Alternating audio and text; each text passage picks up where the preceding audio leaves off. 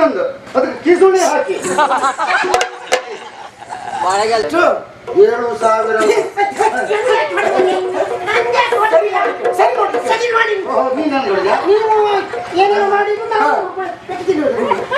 14 ನಿಮ್ದಲ್ಲ ನಿಮ್ಮ ಅಪ್ಪ ಸರಿಯಾಗಿ ನೋಡಿ ಸರಿಯಾಗಿ ನೋಡಿ ಏನ್ ಮಾಡಿದ್ರು ಲೆಕ್ಕಾಚಾರ ಸಿಗುದಿಲ್ಲ. ನಿದ್ರೆ ಕಣ್ಣೆಲ್ಲ ಕೊಟ್ಟರೆ ಮದ್ದಿಂದ ಉಳಿಪಟ್ಟಿನ ಸುದ್ದಿ ಅವರೇ ಏನ್ ಮಾಡಿದ್ರು ಲೆಕ್ಕಾಚಾರ ಸಿಗುದಿಲ್ಲ. ನಿದ್ರೆ ಕಣ್ಣೆಲ್ಲ ಕೊಟ್ಟರೆ ಮದ್ದಿಂದ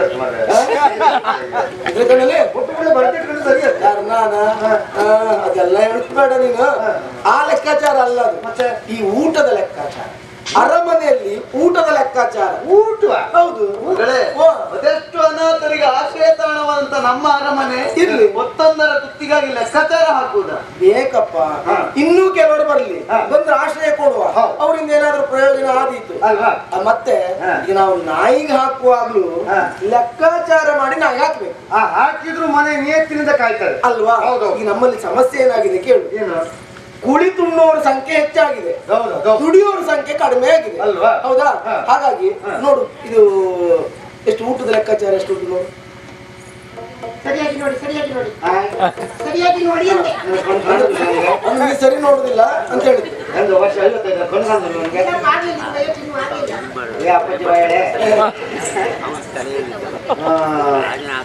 7,000 ವರಹ. ಎಷ್ಟು? 7,000.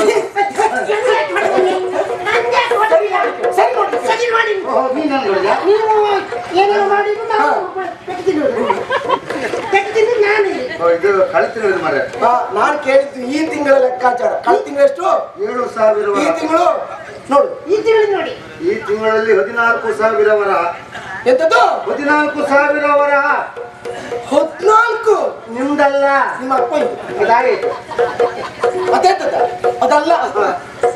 7,000 ಇದ್ದ ಖರ್ಚು 14. ಅದು ಕೇಳಿದ್ದ ದಂಡ ಪಿಂಡಗಳು, ಭೂಮಿಗೆ ಭಾರ, ಅನ್ನಕ್ಕೆ ದಂಡ. ಇಲ್ಲೆಲ್ಲ ದುಡಿಯೋರ ಸಂಖ್ಯೆ ಕಡಿಮೆ ಆಯ್ತಾ? ಎಲ್ಲ ಮೈ ಬೆಳೆಸ್ಕೊಂಡು ಹೋಗೋ ಉದ್ದೋಟ ಬೆಳೆದ್ರು ನೋಡು ಆಯ್ತಾ. ಈ ಏನ್ ಮಾಡ್ಲಿಕ್ಕಿಲ್ಲ. ಅವ್ರಿಗೆ ಮಾನ ಮರ್ಯಾದೆ, ನಗ ನಾಚಿಕೆ, ಕಪ ಪಿತ್ತ ಏನಾದ್ರು ಇದ್ರೆ ಉಂಡ ಅನ್ನಕ್ಕೆ ಏನಾದ್ರು ಮಾಡ್ಬೇಕು. ಅದು ಬಿಟ್ಟು ದೇವಪ್ಪ ಓ ಮಹಾರಾಣಿ ಯಾರಿಗೆ ಹೇಳ್ತಾಳೆ ಎಂಬ ಕಲ್ಪನೆ ನಮಗಿಲ್ವಾ? ನಮಗೆ ತಾಗಿಸಿ ಹೇಳ್ತಾ ಇದ್ದಾಳೆ. ಇಲ್ಲಿ ಯಾರು ಹೆಸರು ಇಲ್ಲ, ಅವರವ್ರ ತಕ್ಕ ಮಟ್ಟಿಗೆ ಅವರವರೆಲ್ಲ ಬುದ್ಧಿವಂತರು ಇದ್ದಾರೆ. ಅದಕ್ಕಿಂತಲೂ ನಾನು ಯೋಚಿಸುವ ಏನು ಗೊತ್ತಾ, ಒಬ್ಬ ಮನುಷ್ಯನಿಗೆ ಒಂದು ಹೊತ್ತಿನ ಅನ್ನವನ್ನು ನಾವು ಹಾಕ್ತೇವೆ ಅಂತಾದ್ರೆ ಯಾವುದೋ ಜನ್ಮದಲ್ಲಿ ಮಾಡಿದ ಪುಣ್ಯದ ಫಲ ಎನ್ನುವುದು ಒಂದು ಎಳೆ ಒಂದು ನಮ್ಮ ದೇಹದಲ್ಲಿ ಉಂಟು. ಹಾಗಾಗಿ ಅನ್ನದಾನ ಮಾಡುವಂತಹ ಪುಣ್ಯ ನಮಗೆ ಪ್ರಾಪ್ತವಾಗಿದೆ ಎನ್ನುವುದು ಮಹಾರಾಣಿಯಾಗಿ ಅವಳು ತಿಳ್ಕೊಳ್ಳಿಲ್ಲ ಎಂಬುದೇ ನನಗೆ ಬೇಸರವಾಗುತ್ತೆ ಸತ್ಯ ಅಲ್ವಾ. ಯಾಕೆಂದ್ರೆ ಒಂದು ಅನ್ನವನ್ನು ಉಣ್ಣುವುದಕ್ಕೆ ನಮ್ಮ ಮನೆಯಲ್ಲಿ ಒಬ್ಬ ವ್ಯಕ್ತಿ ಇರ್ತಾನಂತಾದ್ರೆ ಅವನು ನಿಜವಾಗಿ ಭಗವಂತನಿದ್ದ ಹಾಗೆ ಏನು ತಿಳ್ಕೊಳ್ಬೇಕು. ರಾಜ್ಯರಾಣಿ ಅಂತ ಮಾತ್ರ ನಾವು ಕೇಳಿಲ್ವಾ? ಅನ್ನ ಬ್ರಹ್ಮ ರಸ ವಿಷ್ಣು ಭೂತಾದೇವ ಮಹೇಶ್ವರ ಎನ್ನುವ ಹಾಗೆ. ಅವ್ರೇನು ಹೇಳಿ ಗೊತ್ತಾಯ್ತಾ? ನನಗೆ ಅರ್ಥ ಆಗ್ಲಿ, ನಿನ್ಗೆ ಅರ್ಥ ಆಯ್ತಾ? ಯಾವ ಕುಂಬರಿಗೆ ಹ್ಯಾಂಗ ಗೊತ್ತಾಗ ಹಾಗಲ್ಲ. ಅನ್ನ ಬ್ರಹ್ಮ ರಸೋ ವಿಷ್ಣು ಎಂದು ಅರ್ಥ. ಉಣ್ಣುವಂತ ಅನ್ನವನ್ನ ಬ್ರಹ್ಮ ಅಂತ ಕರೆದ್ರು, ಅದರಲ್ಲಿರುವಂತ ಷಡ್ರಸ ಅಂದ್ರೆ ರುಚಿ, ಅದನ್ನ ವಿಷ್ಣುವಿಗೆ ಹೋಲಿಸಿದ್ದಾರೆ. ಉಣ್ಣುವಾತನೇ ಪರಮೇಶ್ವರನಾಗ ಆಗ್ತಾರಂತೆ. ದೇವತಾ ಸ್ವರೂಪಿಗಳಂತೆ ಮನೆಯ ಬಾಗಿಲಿಗೆ ಬಂದಾಗ ಅವರಿಗೆ ಊಟವನ್ನು ಹಾಕಿ ಕಳುಹಿಸಿಕೊಡ್ತೇವೆ ಅಂತ ಆದ್ರೆ ನಮ್ಮಂತ ಧನ್ಯಾತ್ಮರು ಯಾರನ್ನ ಭಾವಿಸಿಕೊಳ್ಬೇಕು. ಅದು ತಿಳಿದಿಲ್ಲ ಬಿಡು, ಅವ್ರು ಮತ್ತೆ ಬಿಟ್ಟದ್ದು. ಈಗ ನಾನು ಕುದುರೆಲಾಯದಲ್ಲಿ ಕೆಲಸ ಮಾಡ್ತಾ ಇದ್ದವ, 1 ತಿಂಗಳ ಸಮೀಪವಾಯ್ತು, ಇನ್ನೂ ಸಂಭಾವನೆ ಕೊಟ್ಟಿಲ್ಲ. ಕುದುರೆಲಾಯದಲ್ಲಿ ಕೆಲಸ ಮಾಡುವವರಿಗೆ ಸಂಭಾವನೆ ಎಷ್ಟ? ಕುದುರೆಲಾಯದಲ್ಲಿ ಕೆಲಸ ಮಾಡುವವರಿಗೆ 10,000 ವರಹ. ಈಗ ನಾವು 1 ತಿಂಗಳು ಊಟ ಮಾಡಿದ್ದಕ್ಕೆ ಖರ್ಚು ವೆಚ್ಚವನ್ನು ಹೇಳ್ತಾ ಇದ್ದದ್ದು ಎಷ್ಟು? ಹೆಚ್ಚಿಗೆ ಅಂತ ಹೇಳಿದ್ರೆ 7,000 ವರಹ. ಯೋಚಿಸು, ನನಗಿನ್ನು ತಿಂಗಳ ಹತ್ರ ಅದು ಸಂಭಾವನೆ ಕೊಡ್ಲಿಲ್ಲ. ಕೊಡ್ಲಿಲ್ಲ, ಅದೇ ಮೊದಲೇ ಜಾಗ್ರತೆ ಮಾಡ್ತಾರೆ. 10,000 ವರಹ ಖರ್ಚಾದದ್ದು ನಮ್ಮ ಲೆಕ್ಕದಲ್ಲಿ 7,000. ಉಳಿದ 3,000 ಉಂಟಾ?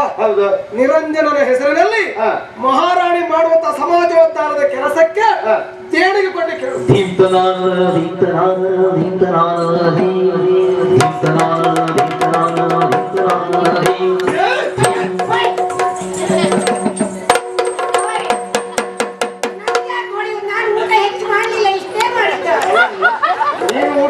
ಮಾಡಲಿ, ನನ್ನ ಖರ್ಚು ನಾನು ನೋಡ್ಕೊಳ್ತಾ ಇದ್ದೆ. ನೀನು ಎಷ್ಟೊತ್ತಿಗೆ ನಾಯಿ ದಿನ ತಿಂತಾ ಇರ್ತಿದ್ಯಲ್ಲ. ಹೌದಾ? ನಿರಂಜನ, ನಿನ್ನ ಬದುಕಿನಲ್ಲಿ ಅದೆಷ್ಟು ಅಗ್ನಿ ಪರೀಕ್ಷೆಗಳು ನಡೀತಾ ಉಂಟು. ಯಾಕೆ ಕೇಳಿದ್ರೆ ಅಡಕತ್ತರಿಯ ಮಧ್ಯೆ ಸಿಕ್ಕಿದ ಹಾಗಾಯ್ತು ನನ್ನ ಪರಿಸ್ಥಿತಿ. ಮಗಳನ್ನ ಬೆಂಬಲಿಸಲು ಆಗುವುದಿಲ್ಲ, ನಿನ್ನನ್ನ ಬೆಂಬಲಿಸಲು ಅದೂ ಸಾಧ್ಯವಾಗುವುದಿಲ್ಲ. ಪ್ರಭು ನೇರವಾಗಿ ಬೆಳೆದಂತ ಮರಕ್ಕೆ ಕೊಡಲಿ ಹೆಚ್ಚಂತೆ. ನಿನ್ನ ವ್ಯಕ್ತಿತ್ವ ಹಾಗೆ ಆಯ್ತಲ್ಲ. ಬೇಸರಿಸಬೇಡಿ ದೊರೆಗಳೇ, ನಾನು ಯಾವುದಕ್ಕೂ ಬೇಸರಿಸಿಕೊಳ್ಳುವುದಿಲ್ಲ. ಯಾಕೆ ಕೇಳಿ, ನಿಜವಾಗಿ ರಥವನ್ನ ವೇಗವಾಗಿ ಓಡಿಸುತ್ತ ಕುದುರೆಗೆ ಯಾವತ್ತೂ ಚಾಟಿ ಏಟು ತಪ್ಪುವುದಿಲ್ಲವಂತೆ. ಸಿಹಿಯಾದಂತ ಹಣ್ಣನ್ನು ಎಷ್ಟೇ ಒಳ್ಳೆ ರೀತಿಯಲ್ಲಿ ಜನರಿಗೆ ಕೊಟ್ಟರು ಆ ಮರಕ್ಕೆ ಜನರು ಕಲ್ಲು ಹೊಡೆಯುವುದು ಬಿಡುವುದಿಲ್ವಂತೆ. ನಿಜವಾಗಿ ನನ್ನದಾದಂತ ಬದುಕು ಹೀಗಾಯ್ತು ಇನ್ನು ಹಾಗೆ ಬೇಸರ ಮಾಡುವುದಿಲ್ಲ. ನನಗಿದು ಅಗ್ನಿ ಪರೀಕ್ಷೆ ಅಂತ ಭಾವಿಸಿಕೊಂಡೆ. ಅವಮಾನ ಎನ್ನುವಾಗ ಭಾವಿಸ್ತವ ನೀನಲ್ಲ, ಉಳಿಯ ಪೆಟ್ಟು ಎನ್ನುವಾಗ ಭಾವಿಸಿದವ. ಯಾಕೆ ಕೇಳಿದ್ರೆ ಕಲ್ಲೊಳಗಿರುವಂತಹ ಶಿಲೆ ನೀನು ಇದ್ದೀಯ. ಅದು ಶಿಲ್ಪವಾಗುವಾಗ ಉಳಿಪೆಟ್ಟಿನ ಸುದ್ದಿ ಅವರೇ ಯಾಕೆ ಮಾರ್ರೆ? ಹೊಡಿತೇನೆ ಉಳಿಪೆಟ್ಟಿನ ಸುದ್ದಿಗೆ ಬೇಕು. ಎಲ್ಲ ಬಿದ್ದಂತ ಶಿಲೆಯನ್ನ ತಂದು ಶಿಲ್ಪವನ್ನಾಗಿಸುವ ಶಿಲ್ಪಿ 1000 ಉಳಿ ಪೆಟ್ಟು ಬಿದ್ದಾಗ ಮಾತ್ರ ಅದೊಂದು ಶಿಲ್ಪವಾಗುವುದು. ಹಾಗಾಗಿ ಈ ದೇಹಕ್ಕೆ, ಈ ಕಲ್ಲಿಗೆ ಎಷ್ಟೇ ಉಳಿ ಪೆಟ್ಟು ಬಿದ್ರು ಕಡೆಯದಾಗಿ ಒಂದು ಶಿಲ್ಪವಾಗ್ತದೆ ಮತ್ತೆ ಸಂತೋಷ. ಎಲ್ಲ ಬಿದ್ದಂತ ಮರತುಂಡು ತಂದು ಅದಕ್ಕೆ ಕಿಸುಳಿ ಹಾಕಿ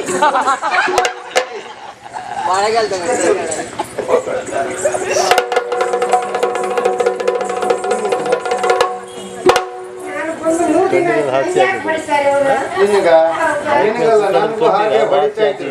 ಕೇಳುವ ಹಾಗೆ ಉಂಟಾ? ಕೇಳಿದ್ರೆ ಅಪ್ಪ ಅಪ್ಪಿ ಹೊಡಿತಾರೆ, ಕೇಳಿದ್ರೆ ಅಪ್ಪ ನಾಯಿ ತಿಂತಾರೆ. ಇನ್ನು ತಿಂತೇ ಇರ್ಬೇಕು.